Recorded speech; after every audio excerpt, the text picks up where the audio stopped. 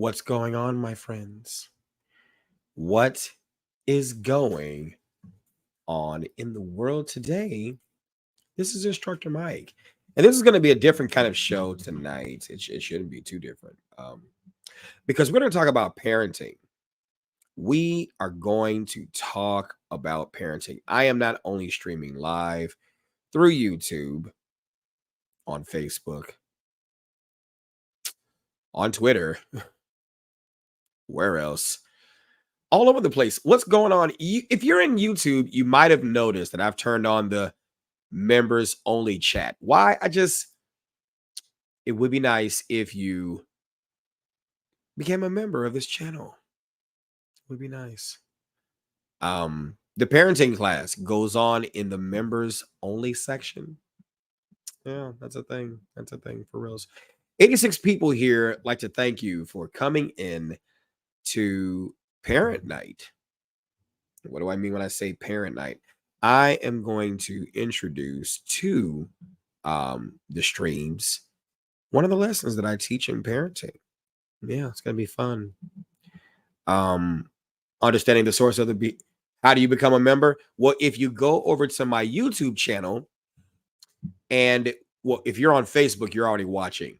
But this is the only lesson that I'm going to teach in the open. The rest of them are going to be in my membership. If you go over to my YouTube page, Instructor Mike, hit the subscribe button, hit the bell for notifications, and hit that button that says join. You'll be able to join. Now, this is about parenting. So this is going to be one of those topics where I expect a lot of people are going to join. No. See, people follow me for various reasons. But to actually learn about behavior, it's going to be an interesting topic. It's going to be an interesting topic. What's going on, Mitchell? How are you? Let's see how the YouTube live stream is actually performing. Man. Do me a favor, hit the like button, please, if you're watching.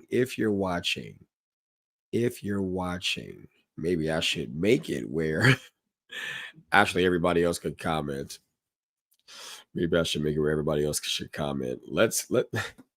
All right, let me go on ahead and turn on. Then everybody else can comment. Hey, what's going on? All right, we'll make it subs. All right, we'll make it subs. All right, we'll make it subs. But you got to be a sub of the channel. You got to be a sub of the. What's going on?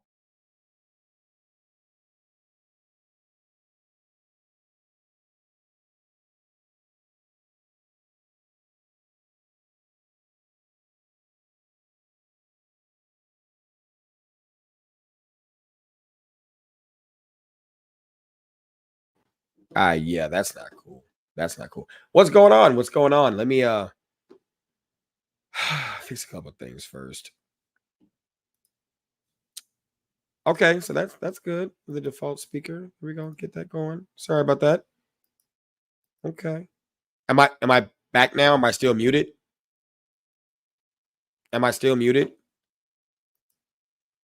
Nancy, you said I'm muted. Am I still? Yes, I did, Mr. Snowman. I did. Thank you for that. Am I still muted, you all? Can you hear me? Let me know. I don't know what I know what happened, but I don't know what happened. No, I'm not muted. I'm on. Okay, good. Yay. Hey, what's going on? All right, let's go ahead and get to it. So we're gonna talk about understanding the source of behavior. This is not going to be a popular conversation, but it should be a conversation that occurs in parenting classes. So I'm going to go on ahead and, you can hear me. Yay. What's going on? Everybody, if you can, follow my friend Nina de la Flores. You can follow her on Twitter. You can follow her on Instagram. If you are a lady and you are interested, lady, woman, leave it there. And you are interested in wonderful firearms training from the perspective of a duly qualified female who can teach you a lot as it relates to firearms, especially if you're a beginner, in a comfortable environment, and teach you wonderful ways in terms of how to actually carry that firearm using your various curvatures and things that you may have. I mean, go follow her. Go follow her. She's got a lot of wonderful products and such, and not an aggressive person either, because sometimes you get with different firearms instructors and there are different temperaments and different mindsets and things like that. And so I'm just happy to, continue to push her channel. Her channel and her platform is already beyond growing, but I would love to see that grow even more. I would love to see that grow even more. You said, let me find the link for her. Matter of fact, I'm going to find the Instagram link. Where's my Instagram page at? Hold on. I'm going to find this Instagram link for her right now so that you all can go there and join. Okay, allow. Thank you. Get out the way. Get out the way. I'm going to find it. Do me a favor. Hit that like, comment, subscribe button, all that great stuff. And please consider joining. This was supposed to be a member channel.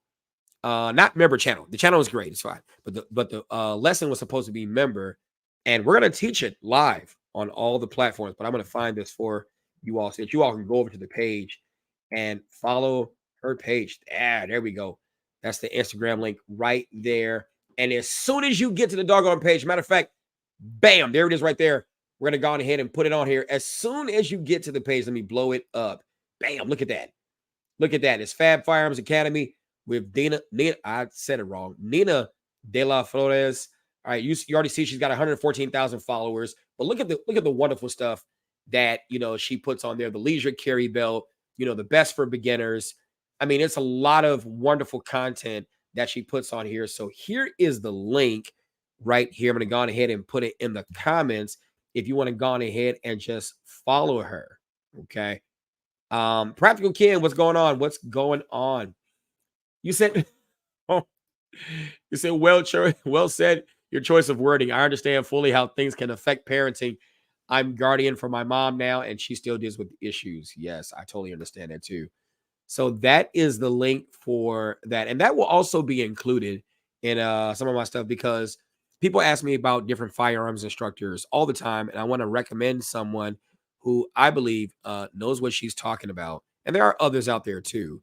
But her approach to being a firearms instructor and not doing too much, but doing more than enough to not only teach you what you need to know, but make sure that you're comfortable in doing the basics. My God, we talk a lot of tactical stuff, tactical, advanced. Are you masters of just the basics? Like if you're not a master of the basics to the level of unconscious competence, tactical and advanced won't do you any good. So I just wanted to shout her page out and gone ahead and just, promote that as much as I can, because that kind of stuff actually matters, putting you, and she's in Arkansas too. And she's also traveling as well. So hit her up and show her some love and tell her you learned about it from Instructor Mike's page. I just gone ahead and dive right into it. Parenting. Understanding the source of behavior. Now, in understanding the source of behavior, let me go ahead and put it right here. In understanding the source of behavior, we talk a lot about TNT. What's going on? We talk a lot about the United States Secret Service issued a report that talked about active shooters and talked about 4 things that lead to active shootings. And one of those, yes, yes, Cooler 675. Yes, please show some love. Yes, I'm gonna put his comment up there. She's followed by some content creators I already follow. Absolutely. Do me a favor, hit that like, subscribe button. Consider joining the page, because like I said, if you enjoy this is going to be every Tuesday night from 7:30 p.m. to 9:30 p.m. Central Standard Time, right? I decided to take my parenting class from Zoom and bring it over to YouTube in the members only section. So this will be a members only stream. So if you do join, go to Instructor Mike. The join button should be in the comments, not in the comments, but in the page. And then consider joining. Okay, let's go. Let's get to it. Understanding behavior. The Secret Service issued a report studying 50 active shooters that talked about the things that would likely create an active shooter that existed amongst all 50 of them that they studied. One of those things being childhood trauma. The second thing being a recent flashpoint, right? Something that triggered them to then decide to go do that thing. Studies of previous active shooters and then access to firearms. I did a video that I just released that talked about Governor. Yes, yes, TNT Network, YouTube. He said, as much as there's a need for firearms training, we also need more parenting training too. Okay. So yes, I agree. Let's go ahead and dive into it. Okay, let's go. I don't want to lose you all because I can sit there and talk all day. Let me make use of your time. Here we go. Understanding the source of behavior. Let me get to the big screen. There we go. Good. I'm going to play this video. Let's play the video. Here we go. I tried to kill myself with a bottle of pills. And the fact of the matter is I trusted no one. And looking back, I guess, how could I? From the time my parents left me, to the time another foster kid raped me, to the time I was bullied so bad, I genuinely could not fathom a world where I could trust anybody. So fast forward, here I am, 14 years old, and entering my umpteenth foster home. I was a veteran at this whole sort of getting kicked out of one home, moved to the next. You meet these people who were like literally complete and total strangers 10 minutes ago who are now apparently your mom and dad. You know, kids don't take candy from strangers, just move in with them. So I'm sitting in the van in the driveway of this next home, and that's when I see Rodney. He's standing up there on the front porch, and immediately I notice this is a large fella. He's 6'5", he's 350 pounds, and as a 14-year-old boy, I couldn't help but notice when he's turned to the side like that, he's shaped like a lowercase b. It's amusing now, but in the moment it was tactical. Maybe that's how I could get kicked out of this home. Maybe I could get under his skin about his weight. So I move in with him. I'm being obnoxious. I'm being ungrateful. I'm being just downright rude and mean. I'm setting things on fire. And 3 years later, I can't shake this guy. Rodney won't kick me out. So I step up my game. I go to the local bank in town. I open up a checking account. I put about $90 in there. Then I proceed to write $10,000 worth of checks. Obviously, checks bouncing one after the next after the next. One check that bounced was for my car insurance. I'm going down the road speeding, Stillwater, Oklahoma, 88 miles an hour. No car insurance, no driver's license. I get pulled over, handcuffed, thrown in the back of a cop car, and sent to jail. I call Rodney.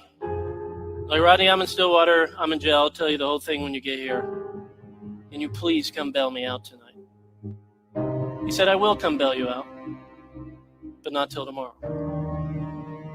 Rodney frustratingly believed sometimes one of the most loving things you could do for a kid was allow them to sit in either the success of their wonderful choice or the stupidity of their foolish choice.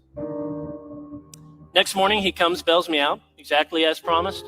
We have a long, very awkward car ride home. No one says anything. We get back to the house. He's like, we need to sit down and talk. And I knew this moment had finally come.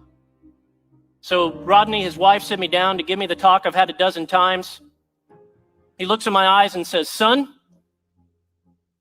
you can keep causing problems. You can keep trying to mess up. You can keep pushing us away. You can keep trying to get us to kick you out of here, but you've got to get it through your thick head, son. We don't see you as a problem. We see you as an opportunity. Yep. And in that moment, all my skepticism came to the surface. And I thought, what a cheesy, stupid thing to say to a 17-year-old kid. But then I was overwhelmed with the reality that this guy actually meant it. He didn't see what I was, what was on the surface. The obnoxious kid, the ungrateful kid, the kid getting suspended. He saw what I could be. It was genuinely my turning point. Statistically, I am supposed to be dead, in jail, or homeless. But because of one caring adult. I'm not a statistic. Every kid is one caring adult away from being a success story. Every child who winds up doing well has had at least one stable and committed relationship with a supportive adult. My friend and mentor, Reggie Joyner, taught me to think about it this way. In this jar are 936 marbles. Each one of these marbles represents a single week from the birth of a kid until that kid turns 18 years old. So if you know a 9-year-old, you've only got 468 marbles, or weeks, however you want to look at it, remaining. You know a 16-year-old? You got 104 marbles remaining. Right here, we are looking at time. In fact, you're looking at all the time or all of the weeks you have left to influence this kid, or this kid before they turn 18 and begin making critical life decisions without your presence. The difference between a statistic and a success story is you.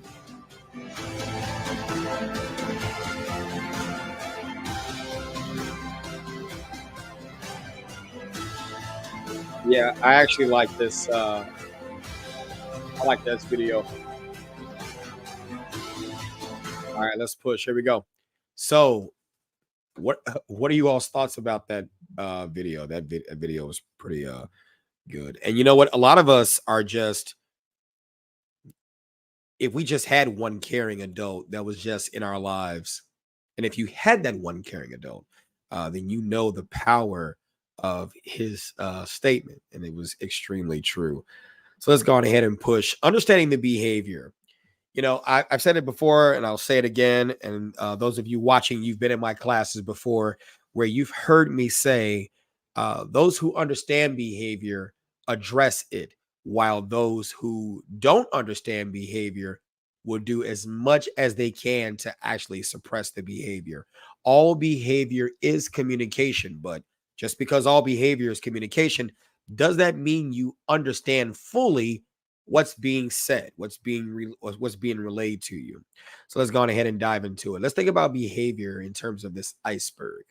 The behavior is just the symptom of the problem. How many of you all have ever been told before, you're the problem? You're the problem. See, let me tell you what your problem is. Let me tell you what your problem is. You don't understand what your problem is. What your problem is, yeah, that could be very triggering. Right. And especially if you're a little learning human being that you just got here, you know, whether you had been 5 years old, 10 years old, whatever the case may be, and you're being told by these big trusted persons you're supposed to be entrusting your life and your teaching to, you know, to guide you, that you're the problem, you know. But underneath the behavior are thoughts, feelings, and needs. Thoughts, feelings, and needs. And when we dive into that, we're looking at behavior, things like, you know, setting things on fire, or speeding, or bouncing checks, being rude, mean. Sometimes you have adults, good intention as though they may be, that may have unreasonable expectations for children, right? So let's continue to push. So what are we talking about when we're talking about feelings? What are those things? Feelings, you know, angry, sad, lonely, hurt, frustrated, or even happy, right? Happy can sometimes motivate certain behaviors too. Overly happy, right? Thoughts, I'm not loved, I'm unworthy. What's the point? I can't trust anyone. Or here we go. No matter how many times people say something, and no matter how many times I say I didn't do it, you're not listening to me. You never listened to me. How many of you felt that when you were younger? You never listened. Sound off in the comments. Let me know if you can still hear me. Trying to test the mic. All right. Here we go. Let's push. What about needs? Needs. Not one single need was met. You know, I was talking to an advocate today on the phone out of a particular state. Won't say what state that is. And in talking to this advocate, this person was talking about how they would go into IEP meetings and things like that, and how going into IEP meetings, they would sit there and talk about the behavior and talk about, ADHD and certain things like that. And it was just talking about behavior, but wasn't necessarily talking about or trying to find the origin of where the behavior was coming from. One particular thing this person said was about tapping, tapping, tapping, tapping, tapping, tapping. And I'm like, well, there are other reasons why a person is tapping. If you're talking about what teachers are supposed to do or what parents are supposed to do in terms of assisting their children in teaching not to bite, not to do this, not to do that, you never went to dive in and to actually find out what was the reason for the tapping. If we can get to the behavior, then you might be able to find other alternate things that the child can do, you know. And suffice it to say, there are children who are diagnosed with ADHD who don't have ADHD, but they just have impatient parents. They just have parents that may not have skills. Although good intention, they just may not have the skills to be able to address that. So when this advocate was telling the parent that they should have done something, it's like, well, how do you expect this parent to actually do this thing? Well, they should be able to parent.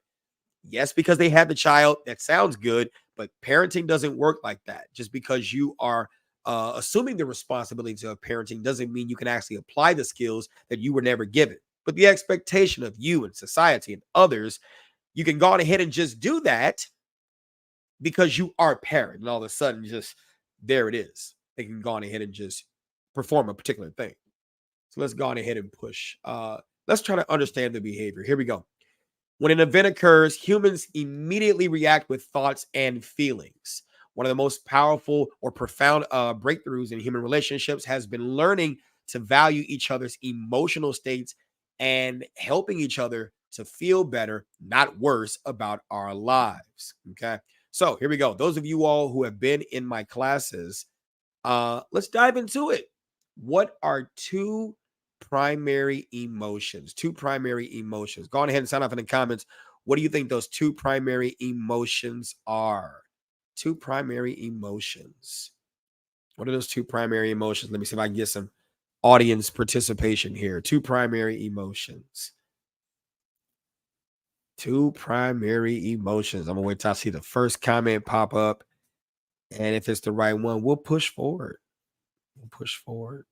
By the way, I hope you all have been having a great day today. Hope your the start of your week has been great. Okay, there we go. Fear and love. Yes, fear and love. Ashley said anger and happiness. What you're going to learn is you're going to learn that those are secondary emotions. Those are secondary emotions, right? Reina Latina, yes, love and fear. That is correct. Let's go on ahead and push forward. Here we go. So, love and fear are two primary emotions from which all other emotions actually come from. Okay. Happiness, sorrow, jealousy, frustration, and joy. They are all secondary emotions. Let's go on ahead and play a little game. Okay. Play a little game. Here we go.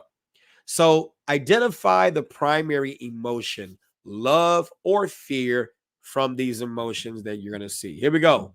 Lonely. Is it love or is it fear? Let's get some comments going on. I'm going to read comments, Mr. Snowman. And thank you very much, Practical Kid, for gifting the memberships.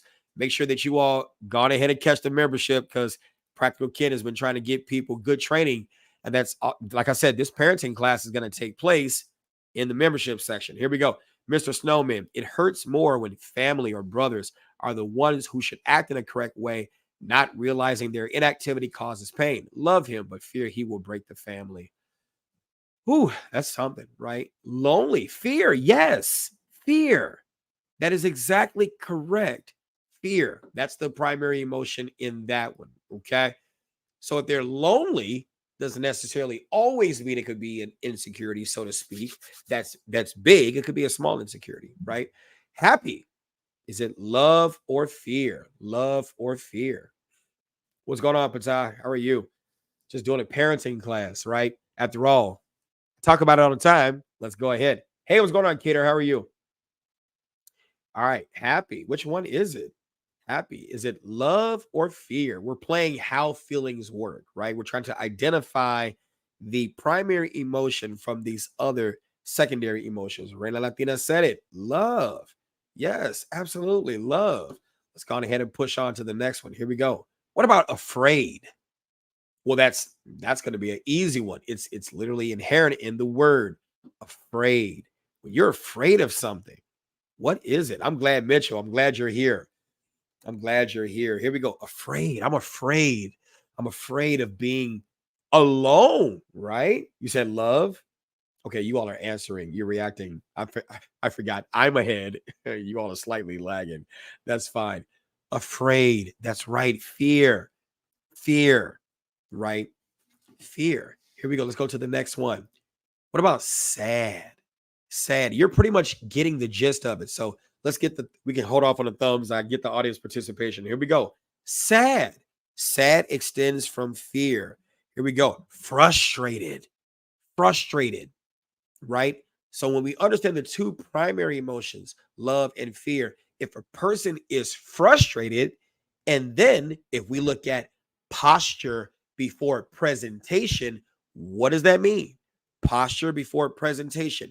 How am I posturing myself before I present what I'm going to do to try to help a child that's either mine or someone else's or even an adult? Why? Because behind every angry adult is an unaddressed child. Behind every angry adult is an unaddressed child. So if that adult is frustrated, what are you being frustrated for? What's the problem? If your posture, if they are already in the primary emotion of fear and your posture is triggering more of that fear, do you think they're going to want to learn from you? Do you think they're going to? And I had to tell this advocate today that when you teach, especially the context of what you're teaching about, you're teaching angry. And so your posture is fear-based. And if your posture is fear-based and this person is already in fear, fear on fear doesn't equal a healthy learning environment for anyone. It doesn't equal that. Okay. So let's go on ahead and push. Here we go. What about angry? We just talked about that, right? Which one are you first? You had road rage, right? You were driving on the interstate I-94 northbound or southwest, what are your east? You get it. Passing 87th Street, driving. Somebody cuts you off in traffic. Which one are you first? Are you angry or are you afraid? Are you angry or are you afraid? Yes, you're feeling fear. You are feeling fear. You're afraid of what? Losing your life, right? Getting into an accident. So then you adjust accordingly. And then once you gather your thoughts, gather yourself, if you will, sometimes it happens rather quickly. What do? Lash out in anger, because how dare this person trigger you through their actions, right? How dare they trigger you through their actions? Let's go on ahead and push. Here we go. What about smug, right? Disgusted, confused, right? Depressed.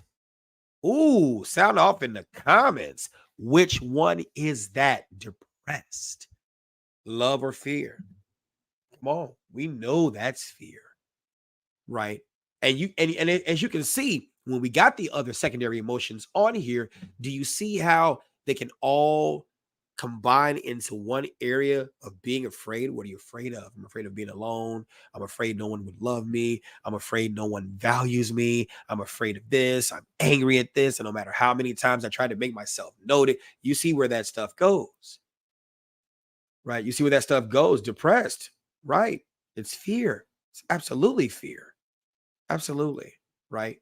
And notice they say people fear what they don't understand. So the lack of education accelerates fear. I believe that the lack of education and the lack of skills puts gas into fear.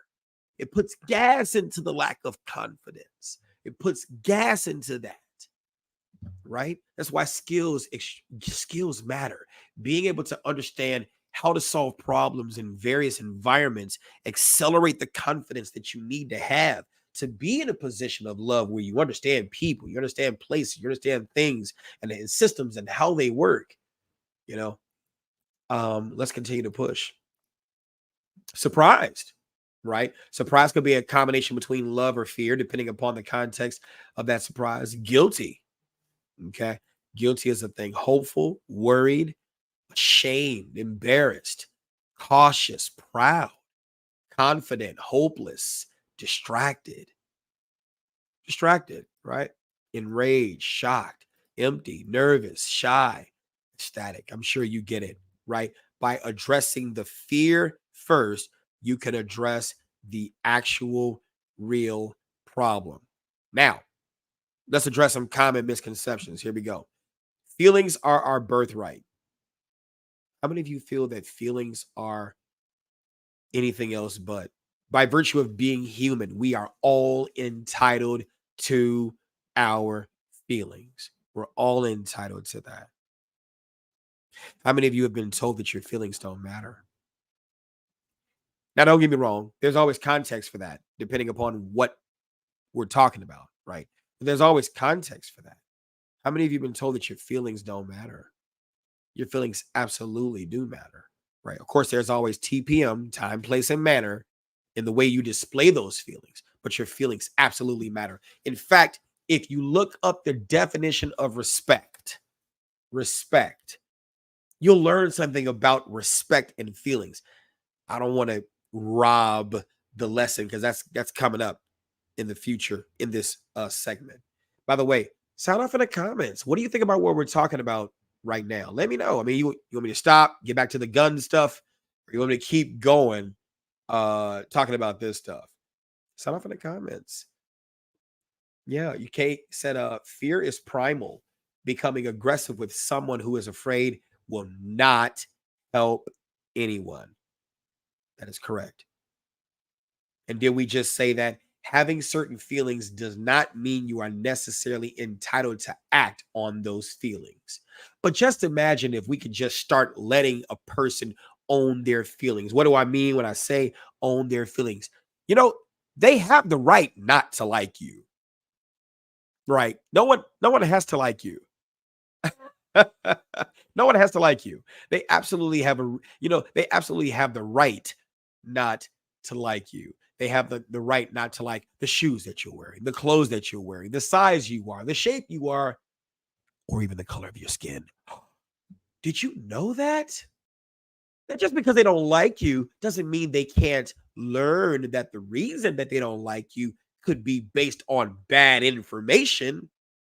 But when we get so caught up in trying to shape a person's view of how they view us without understanding the reasons they view us the way they view us, you see what I'm saying? And now you're acting off of that impulse of wanting them to like you because, of course, psychologically, naturally, we have a psychological need to belong. I get it. You got to understand those things and put them in context, right? Let's push. Here we go. Children must understand the difference between acknowledgement versus approval. Acknowledgement. I hear you. I understand you. Your feelings matter. I don't approve of the way that you did this. And in fact, my approval is one thing, but society doesn't approve of the way you did this. In fact, society will give you certain consequences, right? Which are things that just happen as a result of an action, right? Society will give you consequences for certain behaviors. And here's this: at home in this environment, we give you the space to test certain things out. Why? When we give you this space to test certain things out, we can tell you what's right or wrong, teach you what's right or wrong, teach you, discipline you. What does discipline mean? Teaching you how to actually do, teaching you how to be responsible. Two types of responsibility: assume and applied. Here you're going to learn applied responsibility, skills to be able to actually do, right? The world will assume that you're responsible without analyzing if you're able to actually respond to that need. And that could be a consequence in and of itself, the shame and the judgment that you're going to get from society. And this is why you need to understand about the difference between acknowledgement. I hear you. I understand you. Express yourself. But then in the society, you have to learn time, place, and manner. And maybe sometimes even at home, you have to learn time, place, and manner too. But we got to start out first by letting the children and even the adults around you own their feelings.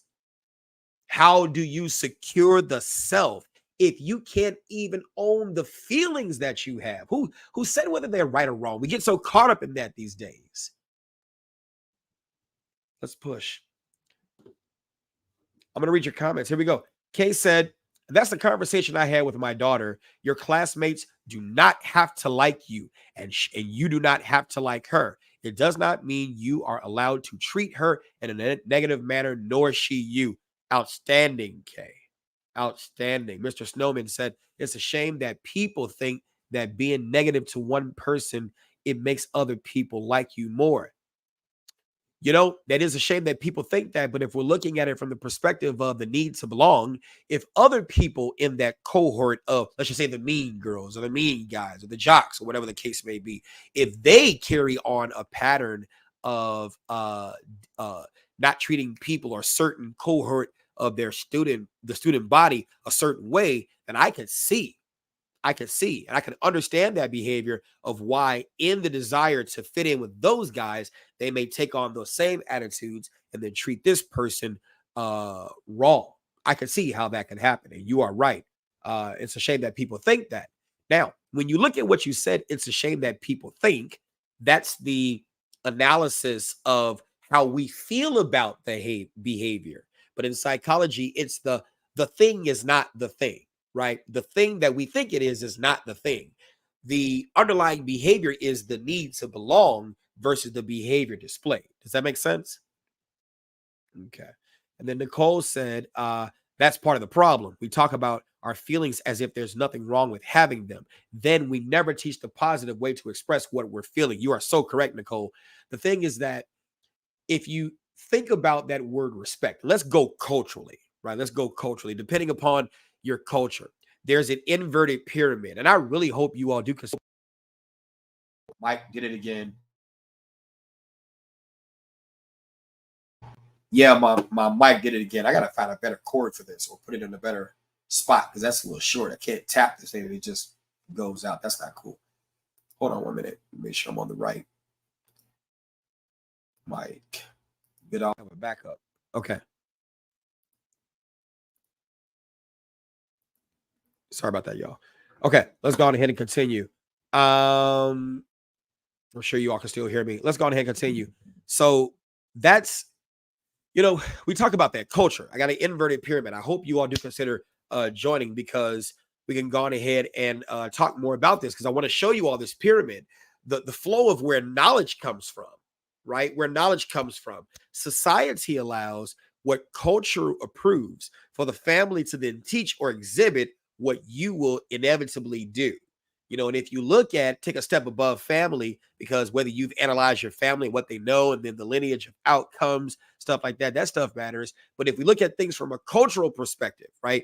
From a cultural perspective, let me grab this thing real quick, because it's going to get etched into my memory. But until it does, I wrote some notes. There we go. 5 components of culture. When we look at things from a sociological perspective, right? 5 components of culture: norms, values, symbols, language, and then material culture, right?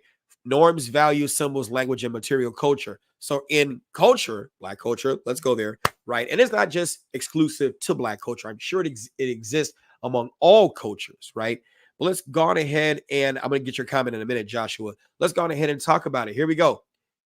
Respect. You think about it. Fighting for respect. I see this meme that go across social media all the time. Whether you like me or not is one thing, but one thing you're gonna do is you're gonna respect me, right? And you see that from time to time. Whether you like me or not is one thing, but one thing you're gonna do is respect me. Well, let's look at the definition of respect. Every last one of you, if you can, go on ahead and dive into a phone or another device, whatever the case may be. Look up the word respect. And I want you to type in the comments, if it's not too much trouble, type the 2 words that are in the definition of respect. The 2 words that are in the definition of respect. Type them in the comments, and I will put them on the screen when they pop up. Because if we're talking about, like what Joshua said, while y'all looking that up, here we go. We are also in a weird time where people don't acknowledge others' feelings often enough. But on the flip side, we often see people who feel as if their feelings should be prioritized over all else. Yes, that is the case. Yes, that is definitely the case. What's going on, Mallory? All right, the definition of the word respect. The definition of the word respect. Just type the first two words in that definition that you see that pops up. Because we talk about a lot of people, or we hear about a lot of people fighting for respect, right? And Mr. Snowman says, and respect does not mean, hey Jenny, what's going on? I am in a more powerful position than you. But you know what? You said respect doesn't mean that. I see you all typing them in there. There we go, Nicole. You know what? It doesn't mean that. It doesn't mean that. But once we get to the definition, right? What's going on, Javar? Here we go. A deep feeling. TNT Network, a feeling. Nicole, a feeling. Cooler put the whole definition on there. A feeling, right? So if we could just pause right there, a feeling. A feeling. So when you're fighting for respect, you're fighting for a feeling, right? When you sit there and say, look, whether you like me or not is one thing, but one thing you're going to do is respect me. Now, drop that word respect and then put a feeling in there. Say it again. Whether you like me or not is one thing, but one thing you're going to do is a feeling. Right? So when we talk about Nicole's statement that she made back then, here we go. That's part of the problem. We talk about our feelings as if there's nothing wrong with having them. Then we never teach the positive way of expressing what we are feeling. That's why, because the reason that is because we may have been culturally incorrectly taught the definition of respect, that a person has the right to feel what they want to feel. We don't let them own their feelings. They don't let us own our feelings, and nobody is really valuing the feelings of each other. So that's why there's always this clash. A person has the right not to like you for whatever the case may, for whatever it is. We didn't say their feelings were right or wrong. It's just the feeling. And if we can just let them own that feeling, that could be the door that opens that area of understanding. Let's have a conversation if it's not too much trouble, right? Can we have a conversation on what is it about me that you don't like? And if we're looking at stoicism in philosophy, stoicism, self-reflection, right? Maybe I am doing something that's making you not like me, right? And then we got to look at the context of that. Can I afford to look at those feelings and say, okay, let's have a conversation about that? Or is it in a military situation, a type of thing where, okay, we can address the feelings later, but I need you to act because if you don't, you're going to die. Right? I'm just saying. Here we go. So, yeah. Class over, right? No, class isn't over. Do me a favor. Like, comment, subscribe, all that great stuff. Please consider joining. This is the type of thing that's going to happen every Tuesday doggone night. Every Tuesday night in the members section. So if you're on YouTube, if you're not on YouTube, if you're on Facebook or some other platform, head on over to YouTube, instruct your mic, hit that subscribe button, bell for notifications. And Practical Ken has gifted a lot of people with membership. So there you go. You got one in the house, on his house. Thanks, Practical Ken. Appreciate it. Let's go on ahead and dive into the next one. TNT Network YouTube said, own up a feeling, my feelings, your feelings, then we are feeling. Yes. Could have said it better. Yes, outstanding. Let's go on ahead and push. Let's go on ahead and push to the next one. Here we go. Moving back to center. Let's get back to center, right? So when people are in fear, okay, they may be able, or we may be able to guide them back to a healthy center, okay? We typically attract what we project. Our emotional energy affects everyone around us. The emotional energy of a parent greatly impacts children's behavior. I love going to pick up my daughters every morning and taking them to school, right? It's an amazing thing. And just the energy of when you're happy, they're happy. When you're sad, they're sad. I really hope you all stay around for this parenting journey because, like I said, I teach a 14-week, sometimes 15-week long parenting class where you will learn the stages of loving that a child is at from 0 to 4. They're selfish, as they're supposed to be. At 5 to 7, they're at the stage of pleasing pleasing others, right? So if your energy is draining and they're trying to please you, it's hard because they may not have learned that just yet.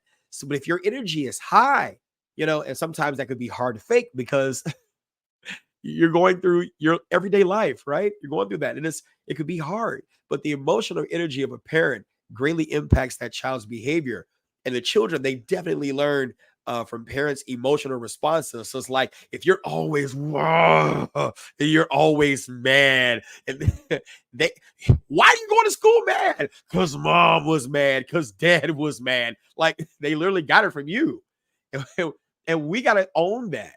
We got to own that without shaming or judging yourself.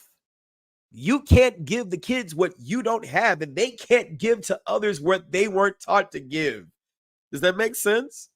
Let's look at the comments. Here we go. P. Binger said, Mike, this is wonderful. All parents, all humans should learn this. If schools taught practical information like this instead of social stuff, our world would be so much healthier. Well, that's why I'm trying to bring it to my YouTube page, because Instructor Mike is not just about guns. We're about parenting. We're about all the other stuff. And I got young folks, middle-aged folks, older folks who follow me, whatever the case may be.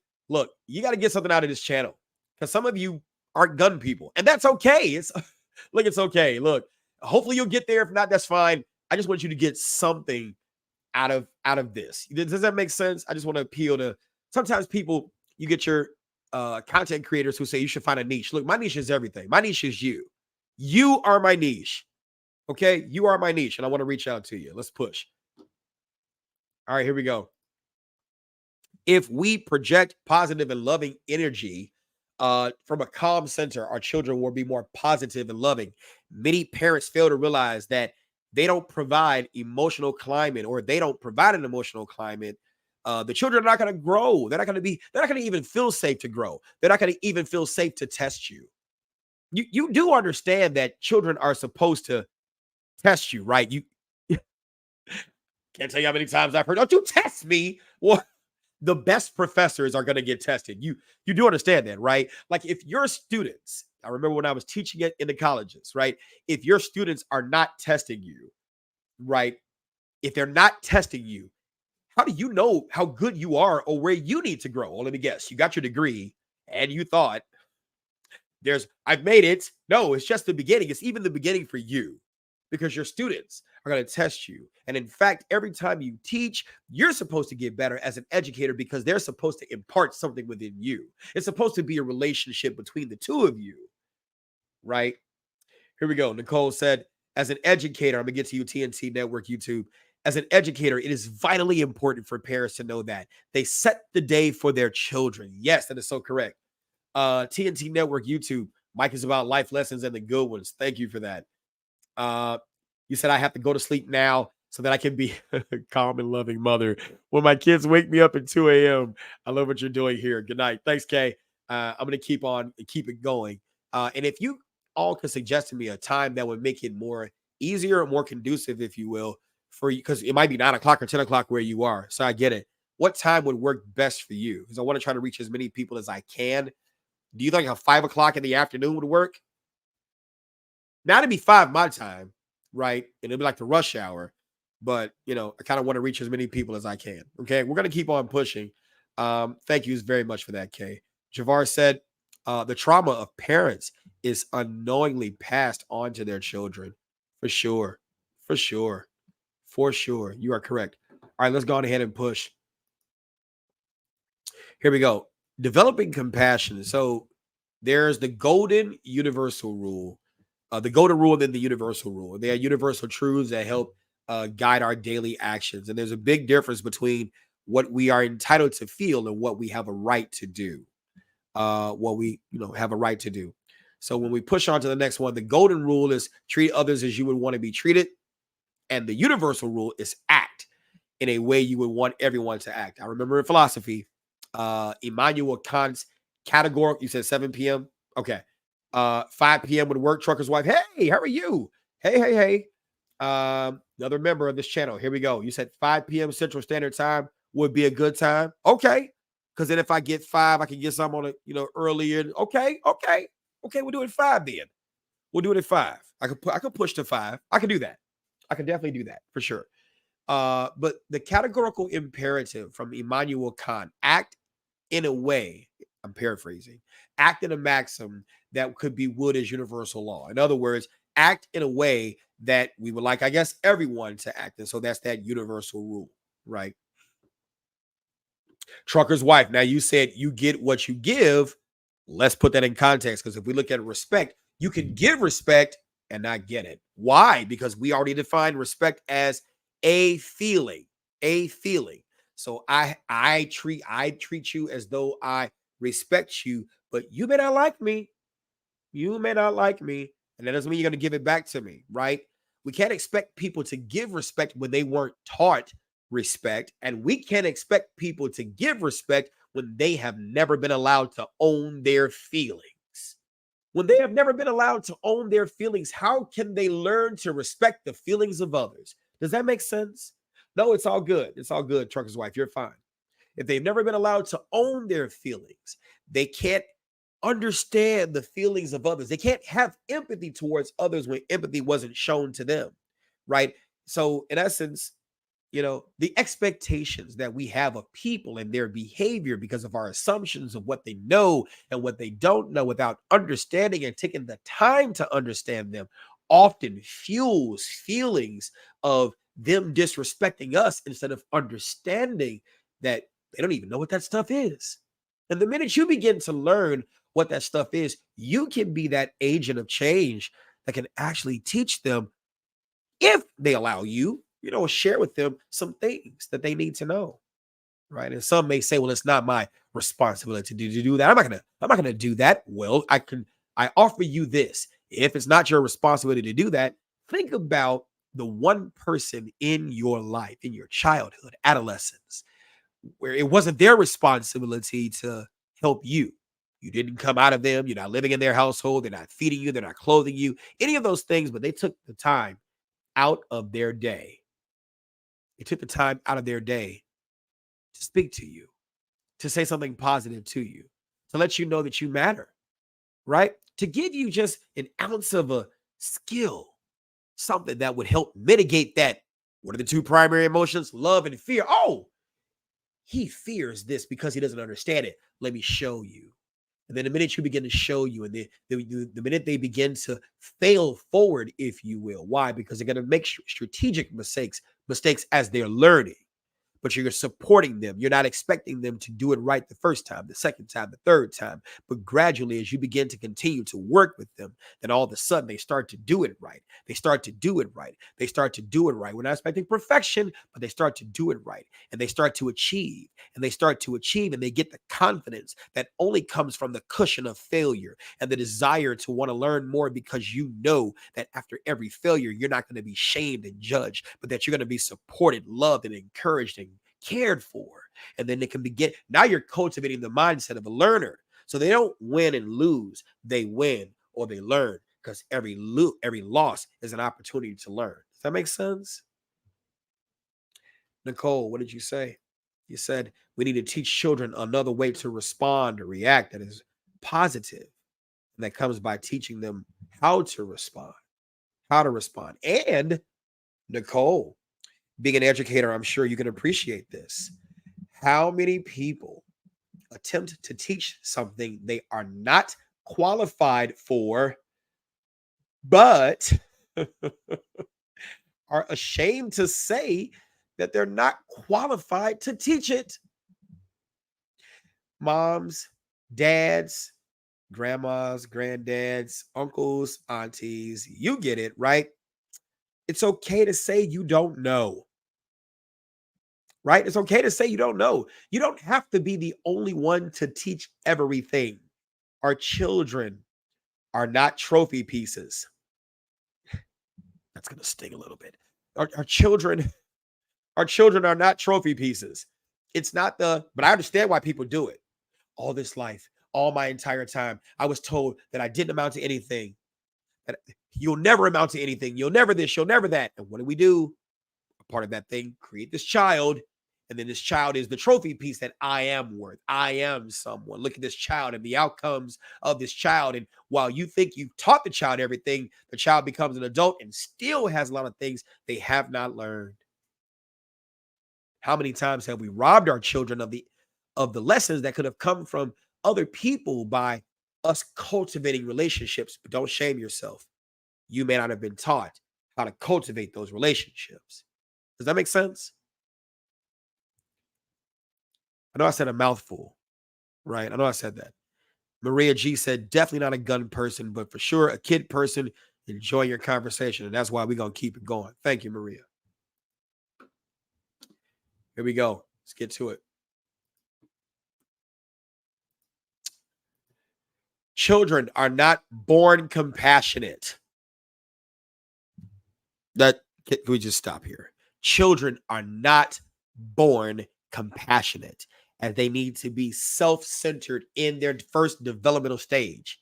It also takes a lot of teaching to help children to learn how to empathize with others. It also takes EPT, energy, patience, and time. Energy, patience, and time. I cannot emphasize this enough. Energy, patience, and time. Energy, patience, and time. People say patience is a virtue. Let's have a conversation on that. Let's have a conversation on patience being a virtue. What are your thoughts? Sound off in the comments. Is patience a virtue? Let's have it. Is patience a virtue? Because people say that.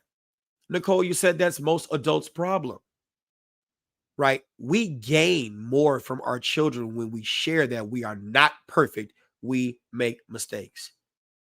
People say patience is a virtue. No, patience is not a virtue first. I had to put context on that, right? Patience can become virtuous, but patience is not a virtue at first. So when we look up the definition of patience, right? Patience. Matter of fact, y'all look up the definition of patience. Look up the definition of patience and put it in the comments. Here we go. You said patience is earned and you get it with discipline. Yes, patience is learned. Patience is learned. Let's look up the definition of patience because I think we use the word patience a lot. But if you don't actually study what the definition of patience is, you may not understand the full context of what the definition of what patience is, right? And even the context wherein it applies. Patience is a noun. It's the capacity to accept or tolerate, delay, trouble, or suffering without getting angry or upset. Okay?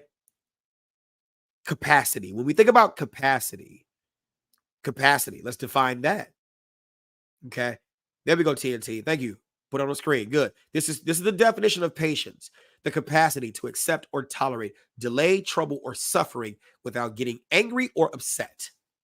So here your child is getting angry, and you're like, you need to exercise patience. Do you know their capacity?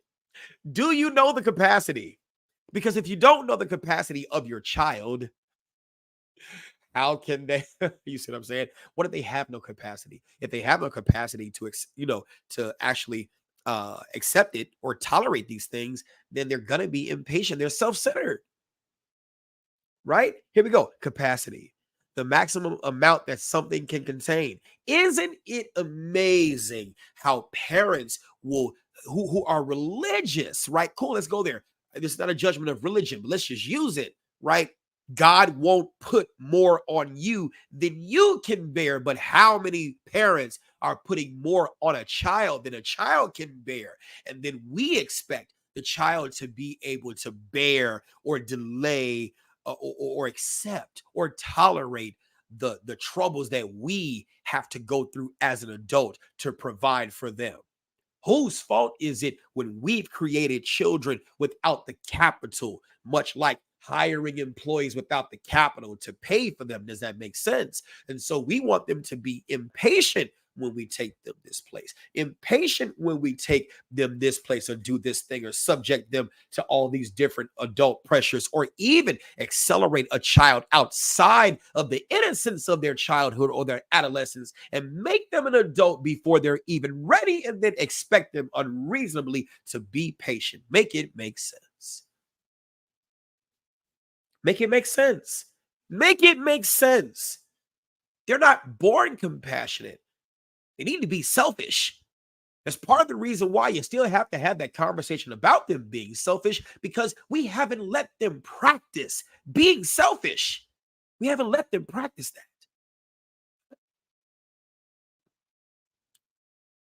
Thank you, Robbie. Appreciate that. It takes a lot of teaching to help children learn how to empathize with others. Energy, patience, and time. You spent all day at work and now you're coming home. So now you're already irritable, right? You're tired. You could have had a good day at work, but you still exerted energy. So you barely have energy when you're at home. Now you got to have the energy to teach, and the children are ready to play, but then you don't have enough time because you got another meeting. You got to this, you got to this, you got to this, you got to this, you got all these things. All these things. But then you expect them to be patient. Somehow, some way. Somehow, some way. We got to find the time to teach them something, right? Let's go ahead and push. It is natural. Let me put it on the big screen. Sorry about that. Here we go. Good. It is natural for a child to be selfish. It's not natural for them to stay that way into adulthood, but they have to be taught out of that and allowed to experience that. And do you know something I've seen with daycares? Daycares are often the assistants, if you will, of robbing a child of that developmental stage of being selfish. Because type it in the comments, what is the one thing that the daycares, and maybe, no shame, no judgment, but maybe you as a parent encourage your child to do? It begins with a S and it rhymes with hair. It begins with a S and rhymes with hair, right? While you're typing that, here we go. Cooler 675 said, I made the mistake of putting more on my 5-year-old because she's tall for her age. So I forget she is only 5. Yes, that's right, Javar. Share. Crazy, right? Come on, be bigger. You said guilty, right? Making them share. And it's like when you make them share too soon, when they're supposed to be selfish at this stage, we rob them of the essence of enjoying me, mine, now, because we don't have the time to tend to those needs. We got to be honest with that, right? A person who is only selfish has likely been deprived of the opportunity to enjoy the need to be self-centered as a child and then to grow and learn out of it. Move my face out of here so you can see the rest of it. Here we go. Children need to understand the difference between acknowledgement and approval. We can acknowledge one's feelings without approving of their behavior, but we definitely need to give them the opportunity to at least be selfish. Be selfish. You said that's why I always got taken advantage of as a kid for sharing and caring. Yeah. Well, and see, that's because here we go. Yes, because you never learned to secure things for yourself. Matter of fact, I'll give you one even better. How do we teach boundaries without teaching selfish? Come on. Is not the very essence of establishing a boundary being selfish, thinking about the self. We have allowed society to talk us out of valuing the self so that others can have. It needs to be about you still. Now, in certain contexts, not just about you, but it needs to be about you. How do you teach The practice of establishing boundaries and saying no if a child isn't allowed to practice no, if a child isn't allowed to close that door and have that boundary respected and enforced. How do they do that? But all of a sudden, when you're an adult, now you want to, well, go ahead and learn how to establish boundaries. You have to be able to say no. You have to learn. They've been robbed of 18 years of that. You've been robbed of that. Let's push. Here we go. When a parent provides a safe environment, when a parent provides, and by the way, this will be on my podcast, Family Matters with Instructor Mike. You can find that on Spotify, other places. I might start the podcast here, right? Something cooler, isn't it? Yeah. Wow. I'm just saying. Here we go. When a parent provides a safe environment for a child to express feelings, the opportunity is created to look deeper into which one of these child's needs are not being met. And a parent may need a cool off period to solve the problem later. You know, parents need time out too, right? Parents need time out too. They do, right? Parents can teach compassion by truly listening to their children and setting an example. But I would also say parents can teach compassion by not only truly listening and setting an example, because we sometimes fall into this setting an example, lead by example. But any true teacher knows that's not how learning works. You can't set an example when you don't understand the example. Does that make sense? I know I got some educators watching this. Nicole, does that make sense? If I put 1 + 1 is 2 on the board, you say, you understand that, kids? Well, naturally, they're going to say, yeah, because you're an adult, you're a teacher, you don't want to get in trouble at home. Yeah, I understand it. What did he say? What did he say? I understand that. No. You're talking? No. Yes, I understood. What? You still don't understand that. You see the example, but you don't understand what's being said. So break it down to me. What are these integers? What are the 2 ones? What does that plus sign mean? The mathematical order of operations. Why is 1 + 1 2 and not 1 and 1 is 1? Why is that? Teach me. Right? Here we go. Christopher 9 becomes furious with his 3-year-old sister, Katie, when she handles his model planes and breaks the fragile wings. I remember the story. Katie also has ruined one of Chris's pictures by painting all over it, and he demands that Katie never go in his bedroom again. Chris loudly protests. Katie's intrusions have become very aggressive, telling her what a jerk she is. What do you think Christopher's dad does? What do you think Christopher's dad does? Look at the story right here and tell me in the comments, what do you think Christopher's dad does?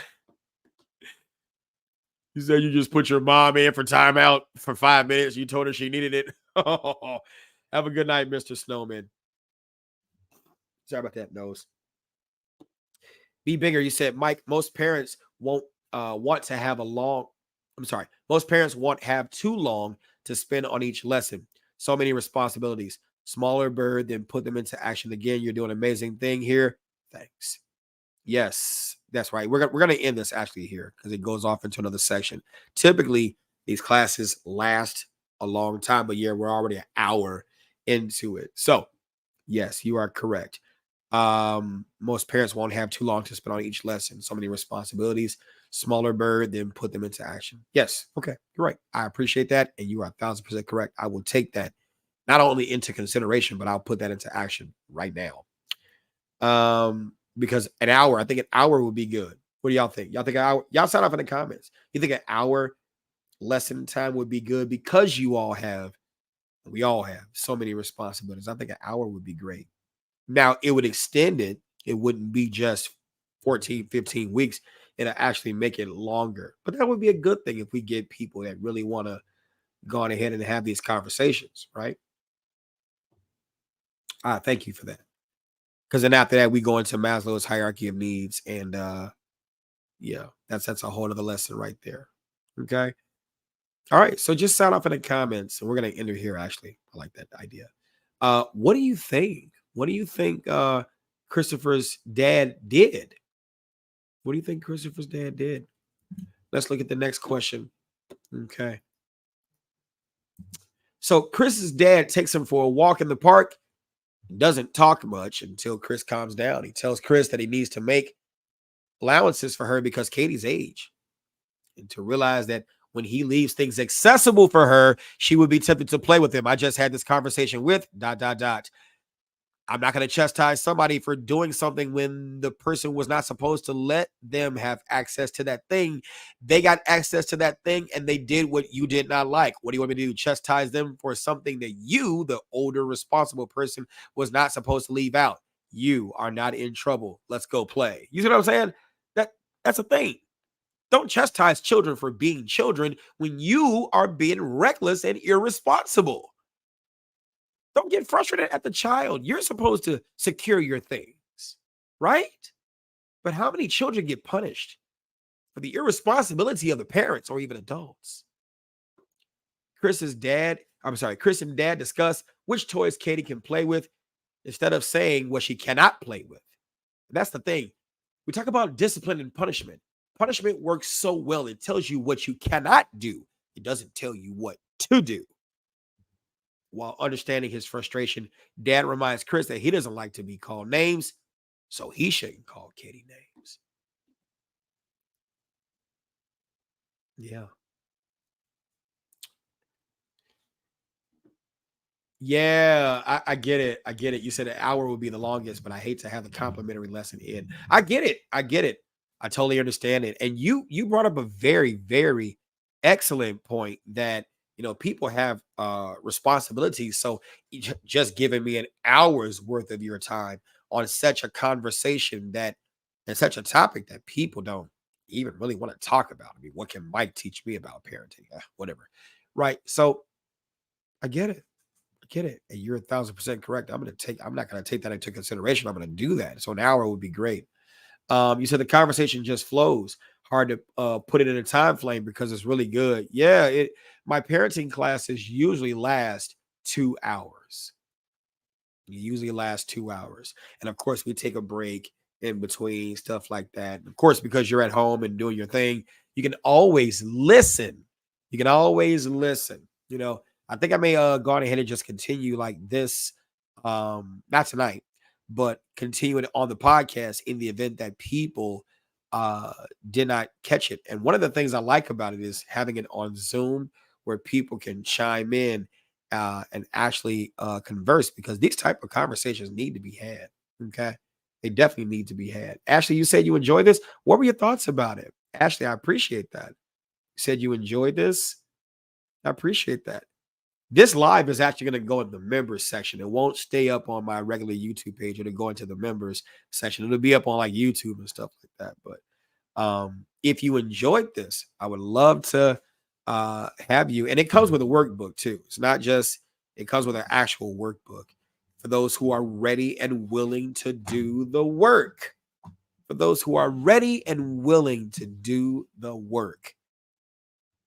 I think just learning different things, learning new things like that. That stuff is important. It really, really is. It really is.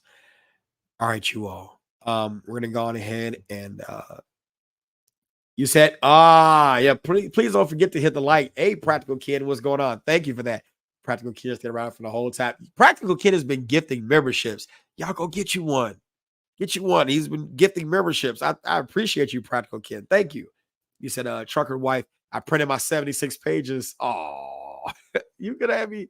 I could have mailed one to you. You said, how often do I run the classes? Every Tuesday. I guess now it's going to be at and actually I do have the time. Yeah. How about 5:30?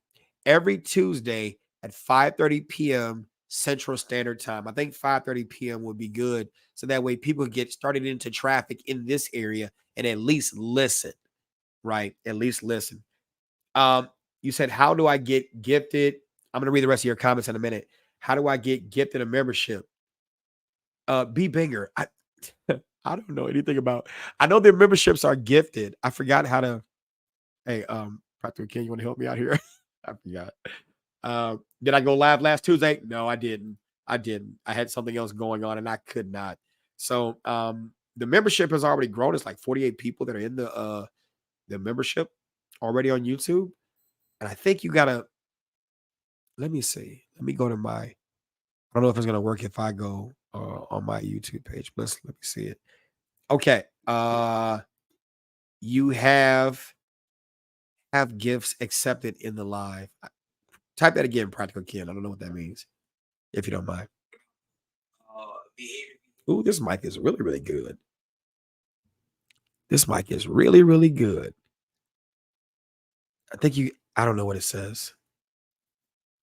You said I have gifts accepted in the live. Okay. Oh, Practical Ken just gifted 5 more memberships. All right now.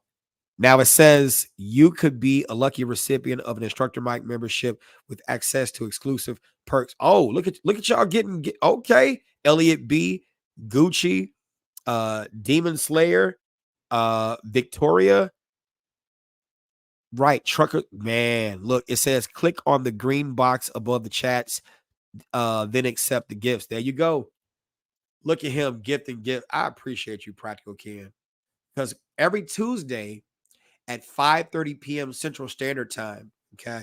That's when I'm going to go live. And I want to keep it in the members.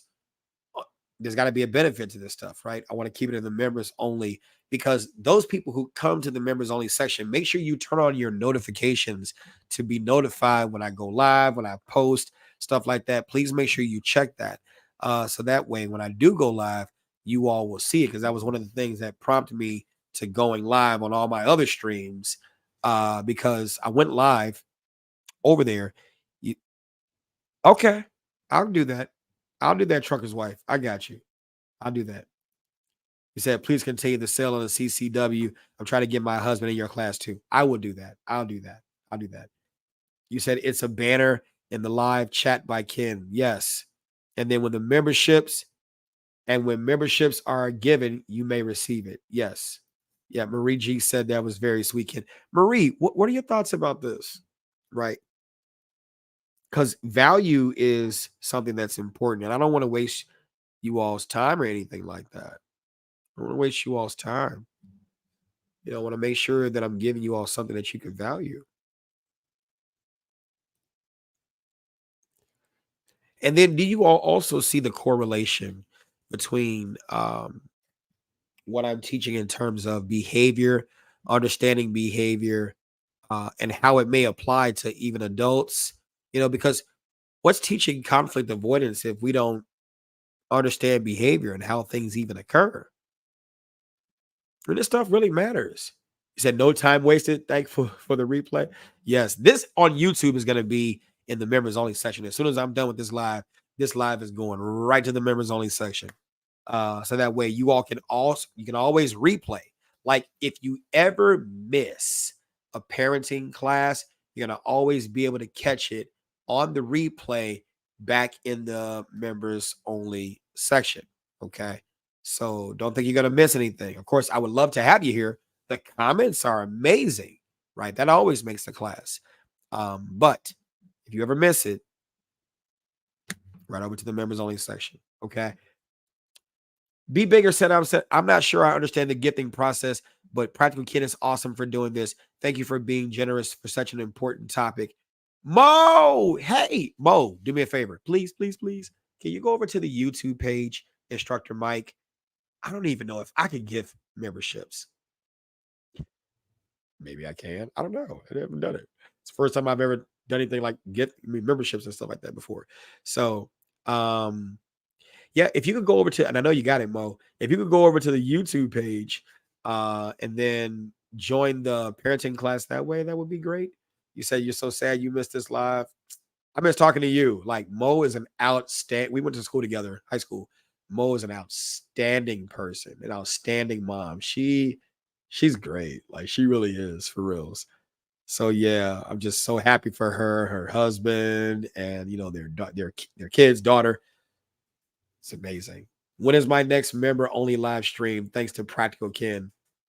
It'll be, well, I can do member live streams anytime, but the parenting specific, you say you're gonna be patient. We waiting patiently for the sound bar.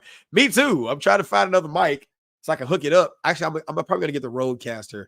I'm probably gonna go on ahead and just invest the money and get the Rodecaster, so that way I'll be able to tap it into this mic, because this is an awesome mic. I just went and purchased this mic. Oh my God, it's awesome. it is. Y'all can tell, right? When I used to speak through like either the iMac or the cameras, speakers, the sound was what it was. And somebody was like, Mike, for you to have 1 million subs, that mic is horrible. That the sound is just horrible. So I just went on ahead and got a mic. And it's like, yeah, this mic is really great. Even though when I tap this little cord right here, it shorts out. So I gotta move the cord and reposition it so it's not in the way. Cause my hands, I move when I teach and talk and stuff like that. Yeah, but this mic is awesome, like for reals. So yeah, I appreciate you all. And this is going to be something that we're going to go on ahead and continue. And I might just go on ahead and resurrect. No, I'm not going to might do it. I'll resurrect my podcast, Family Matters with Instructor Mike. So if you all go to any place where podcasts are and look up Family Matters with Instructor Mike, you'll hear this, excuse me, in that as well. Okay. And we'll continue it going. Okay. You all have a wonderful night. I appreciate you all. It'll be Tuesday, 5:30 p.m. Central Standard Time. Unless there's some other reason I need to go late. But 5:30 p.m. Central Standard Time every Tuesday. Mo said, you said, thank for the kind words, Mike. We are intentional each day to do our best with tools and mentors like you. We succeed. I will visit your channel for sure. Thank you. And you know what? I'm just happy to see your process. I really, really am. I'm just really happy to see your process. Like, yeah. I'm just really happy to see your process, like for reals. you said that brain has a lot of information and the good kind of info. Yes, TNT. And you know what? Trucker's wife. How did you know? I actually ate already, but I am thirsty. But I did eat already. Thank you, Trucker's wife. I appreciate it. Just like go eat. I'm just happy to see your process. You said after party on Zoom. You know what? It would be nice to do an after party. I should drop the link in the members only section for y'all to join the Zoom. I'm gonna drop the link in the members only section, right? I'm gonna make a members only post with the Zoom link, and let me see if y'all actually come. I'm gonna do that too and see if y'all come. So I'm gonna make a post on that, and then we can have an after party. You said it is extremely important. We can all learn from this. I've been reflecting on my own parenting lately. Marie, you make me want to do another regular live on this topic. You said you're free now? Yeah, I should drop the link. What time is it? 9:07? I go to bed early. I can stay up a little bit, right? Stay up a little bit. I just thank y'all for sticking around. Look, I got 1 million subs and 38 people. I'm fine with it. I don't care if it's 2, right? That stuff matters. That's awesome, Marie. And I think we all can do some reflection on our parenting. I think we all can. Yeah, we all can. And it needs to happen. Our children deserve it. We deserve it. The inner child in us deserves it too. All right, y'all, let me get out of here. Good night, Reina Latina. Yes, good night. Good night, good night, good night. You all better classes that way. Which way? Reflecting on parenting or the Zoom? Which one we talking about? TNT.